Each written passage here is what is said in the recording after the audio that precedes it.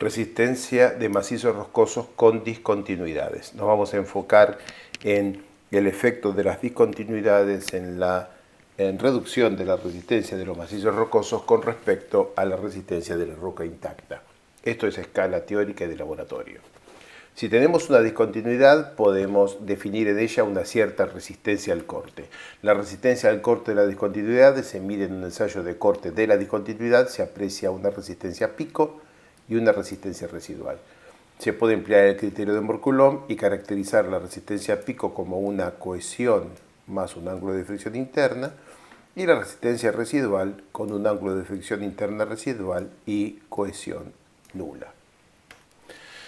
El efecto de escala en la resistencia de pico y en la rigidez de las discontinuidades puede verse en este trabajo de Alejandro 2005. Puede verse que a medida que aumenta la escala de la discontinuidad, esto es, a medida que la discontinuidad es más larga y tiene mayor superficie, la relación entre tensión y desplazamiento va cambiando desde una curva muy frágil en la que hay una diferencia muy grande entre la resistencia pico y la residual a una curva más dúctil en la cual la relación entre la resistencia pico y la residual son más similares. Para una misma discontinuidad, a medida que es más grande, su resistencia pico se reduce, su resistencia residual no se ve afectada. Esto también se aprecia para el efecto de la dilatancia, o sea, deformación vertical versus deformación horizontal, y también se aprecia en la curvatura de la relación resistencia al corte, tensión normal aplicada. Mientras más pequeña es la junta, más curvatura se aprecia, mientras más grande es la junta, más recta tiende a ser su relación tensión de corte, tensión normal, o sea, su criterio de rotura. Todo esto se puede entender a partir de la existencia de un ángulo de fricción residual. A medida que la escala de la discontinuidad crece, la componente de fricción residual predomina sobre la componente de dilatancia inducida por las asperezas o las irregularidades de escala pequeña. Todo esto está incluido en el modelo de Barton-Bandis, que es el modelo que más se emplea para caracterizar discontinuidades explícitamente en modelos numéricos para macizos rocosos. Este modelo postula que la resistencia al corte de una discontinuidad es el producto de la tensión normal aplicada por la tangente de un ángulo de fricción que es dependiente de una serie de factores. El primero de los factores es la fricción, que podemos llamar residual, que se expresa con esta fórmula. El otro factor es la dilatancia, que se expresa con este término. Vayamos al término de fricción residual. La fricción residual es la fricción mineral, pero corregida por la alteración que puede tener la roca en la superficie de la discontinuidad. Entonces, la fórmula semiempírica presentada por Barton-Bandis dice que el ángulo de fricción interna residual es el ángulo de fricción del mineral, menos 20 grados, más 20 grados otra vez, por el número de rebote del martillo de Schmidt en la superficie de la discontinuidad, eventualmente mojada y alterada,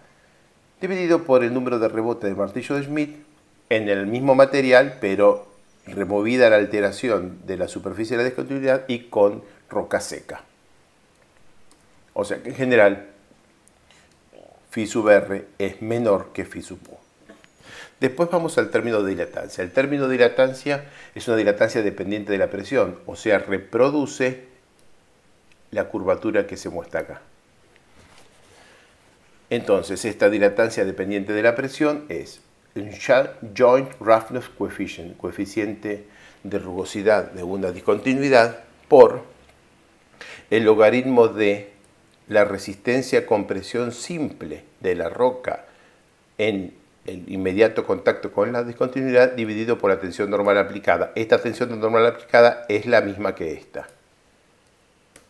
Entonces, volviendo a diseccionar este término de dilatancia, el coeficiente de rugosidad de la discontinuidad para una un cierto tamaño o escala de la discontinuidad es el coeficiente de rugosidad medido en 10 centímetros con ayuda de esta tabla que está aquí a la derecha, acá están los 10 centímetros, multiplicado por la longitud de la discontinuidad de nuestros bloques representativos, dividido por los 10 centímetros, bueno, y elevado a este mismo exponente aquí arriba. Para la resistencia a la compresión simple de la roca que está adyacente a la discontinuidad, eventualmente alterada, lo que propone el criterio semiempírico de Barton-Bandis es tomar la resistencia a la compresión simple que se mide puntualmente, por ejemplo con rebote de martillo de Schmidt o con mediciones de ensayos de carga puntual, y también escalarlo con una fórmula semiempírica similar a la anterior. Aquí está una manera de medir el valor de JRC para diferentes tamaños de líneas de scanlines, de líneas de medición, y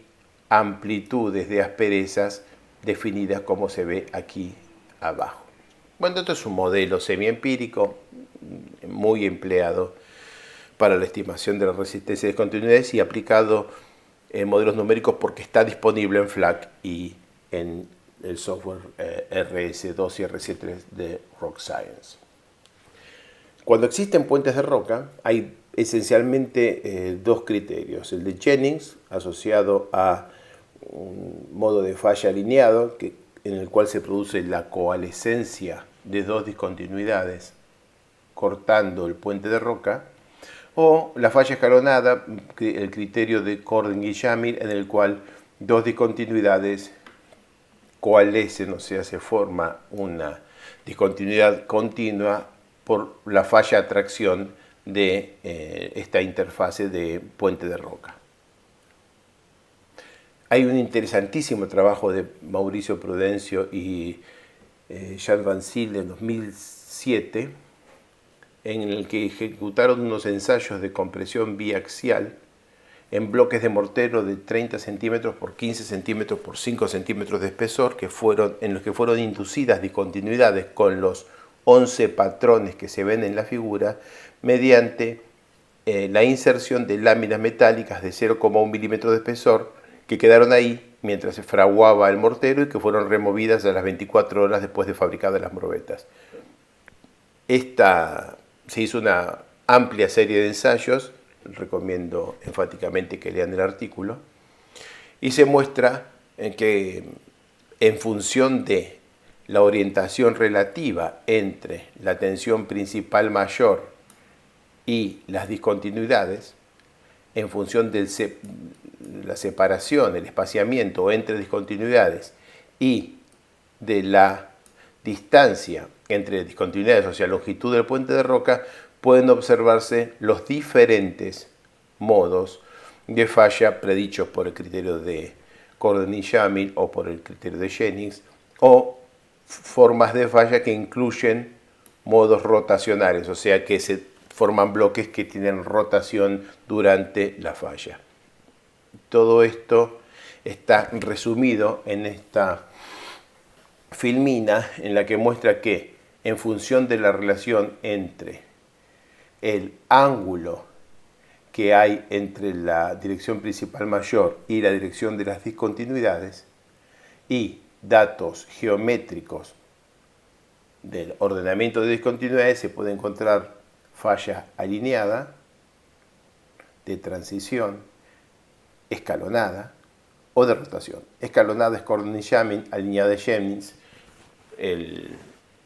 resultado entre ambas depende de la orientación relativa entre las discontinuidades y las tensiones principales. En un modelo numérico nosotros no podemos controlar esta orientación relativa, de manera que tenemos que tener alimentado al modelo numérico con ambos criterios de falla y que se produzca la falla que sea más desfavorable en cada caso.